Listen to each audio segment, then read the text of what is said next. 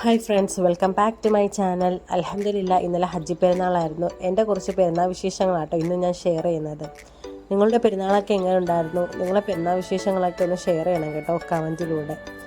ഇന്ന് പെരുന്നാൾ ദിവസത്തിൻ്റെ തലേന്നാണ്. തകൃതിയായി മൈലാഞ്ചി ഇടൽ നടക്കുവാണ്. അത്യാവശ്യം ക്യൂ ഒക്കെ ഉണ്ട് കേട്ടോ ഇവിടെ മൈലാഞ്ചി ഇടാൻ, ചെറുതും വലുതുമായിട്ടും. എനിക്ക് മൈലാഞ്ചി ഇടാനൊന്നും അറിയില്ല. എൻ്റെ വീടിൻ്റെ ഫ്രണ്ടിലുള്ള വീട്ടിലെ കുട്ടി ഷിഫാന കേട്ടോ മൈലാഞ്ചി ഇടുന്നത്. അവൾ അത്യാവശ്യം നന്നായി വരയ്ക്കും. അവൾക്ക് മൈലാഞ്ചി ഇട്ട് കൊടുക്കാൻ ഒത്തിരി ഇഷ്ടമാണ്. പക്ഷേ ഒരു കണ്ടീഷനേ ഉള്ളൂ, അനങ്ങാതിരിക്കണം. ഈ ഒരു കുഞ്ഞു കൈ കണ്ടോ, ഇതെൻ്റെ സാവിയുടെ ആട്ടോ.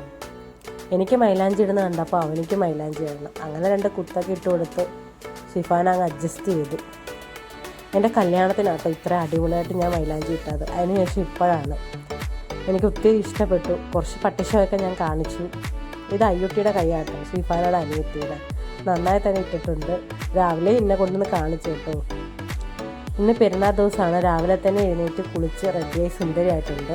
പുതിയ നൈറ്റ് ഡ്രസ്സാട്ടോ ഇട്ടേക്കുന്നത്. അടുക്കളയിലൊക്കെ കയറുന്നതുകൊണ്ട് നൈറ്റ് ഡ്രസ്സാണ് ഇടാറ്. പെരുന്നാൾ കോടിയൊക്കെ പുറത്ത് വൈകുന്നേരം എവിടെയെങ്കിലും പോകുമ്പോഴാണ് ഇടുന്നത്. അങ്ങനെ ഞാൻ പുറത്തേക്ക് ഇറങ്ങി. പള്ളിയിൽ ഓതിലൊക്കെ കേൾക്കുന്നുണ്ട്. പള്ളിയിൽ പെരുന്നാൾ നമസ്കാരത്തിന് പോകാനായിട്ട് റെഡിയായിക്കൊണ്ടിരിക്കുകയാണ് ഇവിടെ എല്ലാവരും. കുറച്ച് നേരം ഞാൻ മുറ്റത്തൊക്കെ നൂലാത്തി. സാവി ഇന്ന് എൻ്റെ കൂടെ തന്നെ എഴുന്നേറ്റു. കുറച്ച് നേരത്തെ എഴുന്നേറ്റുകൊണ്ട് ആൾ കുറച്ച് വാശിയിലാണ്. അങ്ങനെ രാവിലെ കാപ്പിക്കുള്ള പരിപാടിയിലേക്ക് കടന്നു. ഇന്ന് ബീഫ് കറിയും ദോശയും ആട്ടോ. കുക്കറിൽ തന്നെ പെട്ടെന്ന് ബീഫ് കറി വെക്കാട്ടോ. ഇതിൻ്റെ റെസിപ്പി ഞാനൊന്ന് പെട്ടെന്ന് പറഞ്ഞു തരാം. ഒരു കുക്കറിലേക്ക് കുറച്ച് വെളിച്ചെണ്ണ ഒഴിച്ച് അതിലേക്ക് സവാളയും പച്ചമുളകും ഇട്ട് കൊടുക്കാം. ഇഞ്ചി വെളുത്തുള്ളി പേസ്റ്റും ചെറിയുള്ളിയും തക്കാളിയും ഇട്ട് കൊടുക്കാം. ഇത് ജസ്റ്റ് ഒന്ന് വഴറ്റിയെടുക്കാം. കുക്കറിട്ട് ഫിസിലടുപ്പിക്കുന്നതുകൊണ്ട് ഒരുപാടൊന്നും വഴന്ന് വരണ്ട.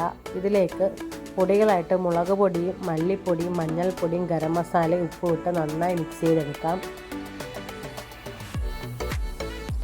ഇനി ഇതിലേക്ക് കഴുകി ഊറ്റി വെച്ചേക്കുന്ന 1/2 കിലോ ബീഫ് കൂടി ചേർത്ത് കൊടുക്കാം.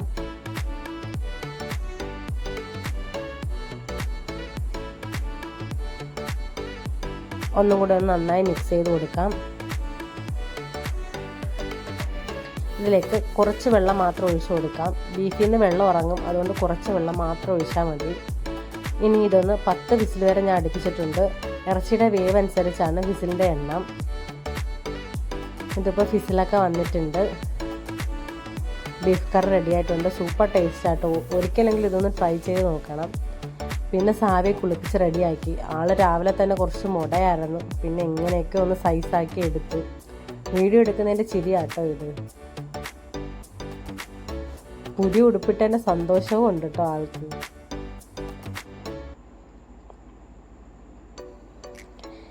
ഇത് ഷിഫാനയുടെ അനിയത്തിമാരാട്ടോ, അയ്യുട്ടിയും സിയാനയും. അയ്യുട്ടി സാവിയുടെ ബെസ്റ്റ് ഫ്രണ്ടാട്ടോ. അയ്യുട്ടി വന്നാൽ പിന്നെ അവനിക്ക് ആരെയും വേണ്ട. സിയാനൊക്കെ ഞാൻ വീഡിയോ എടുക്കുന്നത് കണ്ടപ്പോൾ കുറച്ച് നാണം വന്നു കേട്ടോ. ശരിക്കും അവൾ അങ്ങനെയൊന്നുമല്ല, ആളിച്ചിരി ബോൾഡാണ്. അവളുമായിട്ട് സംസാരിച്ച സമയം പോകുന്ന അറിയത്തേ ഇല്ല. ആ വീട്ടിലെ ഏറ്റവും വലിയ അനക്കമാട്ടോ സിയാന. ഞാൻ വീഡിയോ എടുക്കുന്നത് കണ്ടപ്പോൾ രണ്ടുപേരും പോസ് ചെയ്യുന്ന കണ്ടോ. അവരുടെ ഡ്രസ്സും ഒരുക്കമൊക്കെ എനിക്ക് ഒത്തിരി ഇഷ്ടപ്പെട്ടു. മാഷാ അല്ലാ. ഇത് കണ്ടോ സാവിക്ക് പിന്നെ ഇവിടെ വന്നു കഴിഞ്ഞാൽ ഫുഡ് പോലും വേണ്ട. രാവിലെ തൊട്ട് രാത്രി വരെ ഇങ്ങനെ നിന്ന് കളിച്ചോളൂ. ഇവരാരെങ്കിലും ചെറിയൊരു ശബ്ദം കേട്ടാൽ അപ്പം തന്നെ അവൻ വീട്ടിൽ നിന്ന് ഇറങ്ങി ഓടും കേട്ടോ. അത്രയ്ക്ക് ഇഷ്ടം അയ്യുട്ടി അങ്ങനെ ആട്ടോ. അവൾ വലിയ ഇത്തായി പോലെ ആട്ടോ അവന് കെയർ ചെയ്യുന്നത്.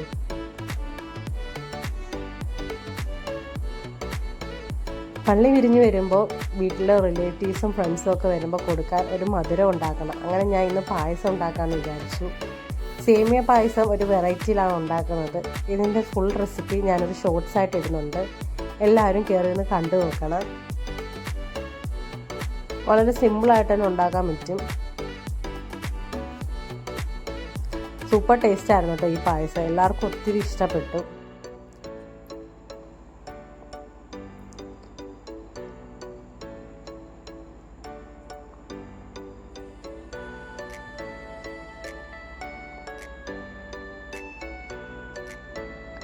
നിങ്ങൾ മധുരമായിട്ട് എന്തൊക്കെയാണ് ഉണ്ടാക്കുന്നതെന്നൊക്കെ പറയും കേട്ടോ. ചിലർ പുഡിങ്ങും അങ്ങനെ എന്തെങ്കിലുമൊക്കെ ഉണ്ടാക്കും. കസ്റ്റേർഡും ഒക്കെ ഉണ്ടാക്കാറുണ്ട്. അപ്പോൾ നിങ്ങളെ വീട്ടിൽ എന്താ ഉണ്ടാക്കുന്നതെന്നൊക്കെ കമൻറ്റ് ചെയ്യണം. പായസം ഉണ്ടാക്കിയതിന് ശേഷം പിന്നെ ബിരിയാണിയിലേക്ക് കടന്നു. ബിരിയാണി അങ്ങനെ എല്ലാം സെറ്റ് ചെയ്ത് ദമ്മിട്ടു. ഏകദേശം 1:30 ആയപ്പോഴത്തേക്കും ഞങ്ങൾ ഫുഡ് കഴിക്കാനിരുന്നു.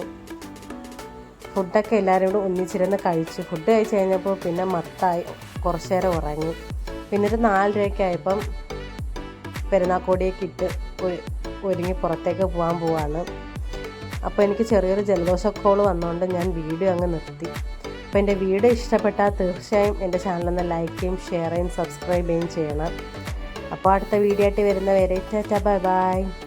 Thanks for watching.